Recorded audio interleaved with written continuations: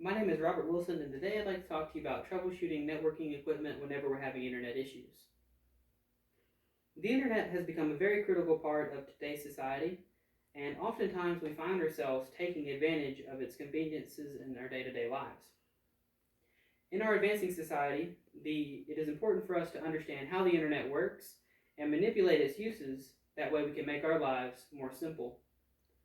In the business environment, the internet is responsible for many different things, such as credit card machines, websites, data access, communication systems, and this includes phone calls and messaging, and even down to just security systems, such as locking the homes at nighttime or even turning on and off the lights. In today's presentation, I'd like to talk to you about 7 different steps that we can take to troubleshoot our networking equipment and help try to alleviate those annoying phone calls to the internet service providers. The first thing that we can do is to reboot the equipment. The second thing is to reboot the user machine. The third thing is to check the network cables. The fourth thing is to reboot the modems. The fifth thing is to bypass the router directly to the modem and check for an internet connection. The sixth thing is to reset all of the equipment entirely. And the seventh and last step is, if we are having issues at that point, then we may need to change out the equipment. So the first step that we need to do when troubleshooting our internet is to reboot the router. The term reboot is oftentimes confused with reset, and it's important for us to understand these differences and not to be confused. Whenever we reboot the system, it's essentially just turning it off and turning it back on. Whenever we reset the system back to the default settings, it could erase any information that was saved on it previously. The term reboot is oftentimes mixed in with the term power cycle and restart. But all of these things essentially mean to unplug it from the power and plug it back in. Here we have a Cisco Linksys router. This router is seen in a lot of business environments and residential as well. It's a pretty popular router. We have 4 different Ethernet ports, an internet port, we have a port that plugs into power, a reset button, and a power light indicator. So the first step that we can do whenever we're having internet issues is to reboot the system.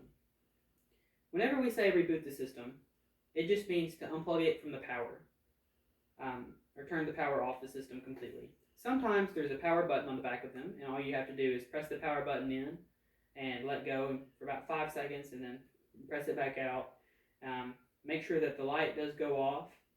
In this situation, this doesn't actually have a power light, so what we can do is just unplug it from the back of the router or from the outlet where it is receiving the power from the electricity, just like this. Whenever we unplugged it from the router, notice that the power light indicator has gone off, just indicating that there's no power to this machine anymore. We'll wait for about 5 to 10 seconds just to make sure, and then we can plug it right back in. Whenever we plug it back in, all the lights on the router starts to flash, and we can see the power light indicator starting to go back on.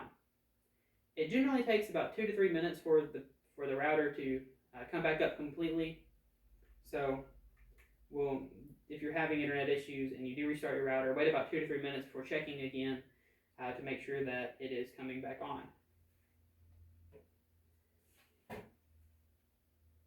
The next thing that we can do is to reboot the user machine.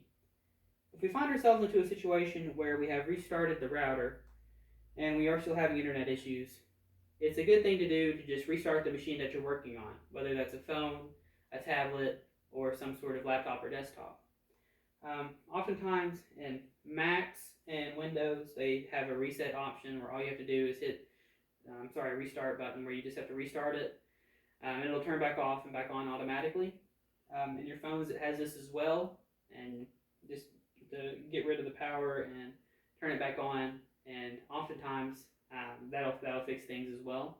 And at that point, we can know that there may be something going on with the network card and the devices that we're using, and not necessarily any of the routing or networking equipment that we have for the internet overall.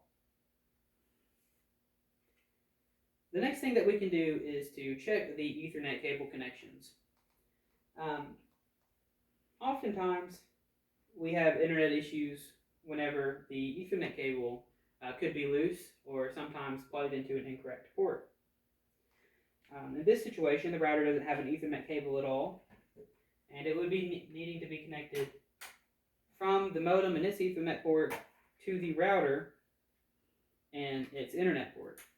It'll take it a couple of seconds for it to realize that it has a connection here, but once it's determined a connection, you'll see a couple of different lights start to flash on the router, and hopefully the internet should come back on.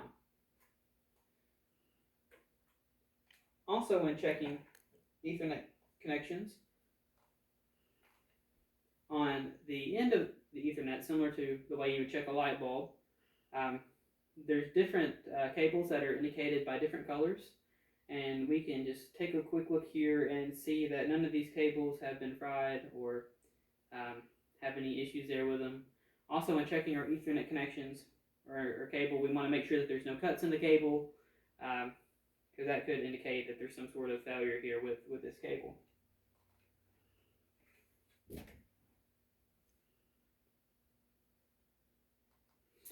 So the next thing that we want to do, and this is step number 4, is to reboot the modem. Similar to the way that we rebooted the router, the modem here, which is a Belkin modem, has a power connector, a DSL cord, which is similar to an Ethernet cable, and then an Ethernet cable running to the router. So all we have to do, similar to the way to the router, is unplug it, or turn the power button on and off, wait for the power light to go off, and generally this takes about 2 minutes or so, but this could fix a lot of issues as well. The next step, step number 5, is bypass the router directly to the modem, and we can check for an internet connection. So what that means is to unplug the Ethernet connection from the router itself into either a desktop or laptop that supports Ethernet.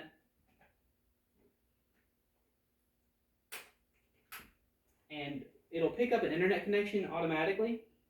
No Wi-Fi password or anything like that is needed for it. It'll automatically detect it. And if we find ourselves where we do have internet at this point, that could be an indication that there could be something wrong with the router, and we would need to take further troubleshooting steps to find that issue here with the router. If we don't have internet, then that could be an indication that there's something wrong with the modem, and there's no internet going to the modem, at which point you would probably want to call your internet service provider to check to see if there's any outages or if it's actually an issue there with the modem itself. The sixth thing is to reset your equipment. And this is the last step that you want to take. Generally, it's if all else fails. On the back of this router, there is a reset button. Sometimes you'll need to get a little pin or paper clip to poke in. You want to hold it down for about maybe 15 to 20 seconds until you start to see the power indicator light flashing. And what this is doing is restarting everything to its default settings. We can see it starts flashing. The reason that you want to do this last is if you're in a business setting and you have any special configurations that have been saved by the internet service provider, this could erase them. So you just want to make sure that they have been saved. And if you're not comfortable with doing this, if you're afraid that it may erase some settings, it's okay to call the internet service provider at that point and have them see if they can log in and take a quick look at things. So if you have tried all these troubleshooting steps and we're still having issues, then you want to go to the last step, which is to change out the equipment. If you find yourself where you have an additional router, it's okay to go ahead and unplug all the cables and plug them back in the way that you see it on the back to see if you do have internet connection. And if so, then that could be an indication that there's issues with the router. In conclusion, the internet is responsible for many different things in our everyday lives, and we find ourselves oftentimes taking advantage of this and not thinking about it.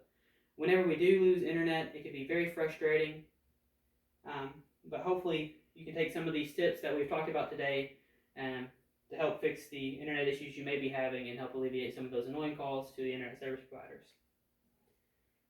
So in this presentation, we talked about how to reboot the equipment.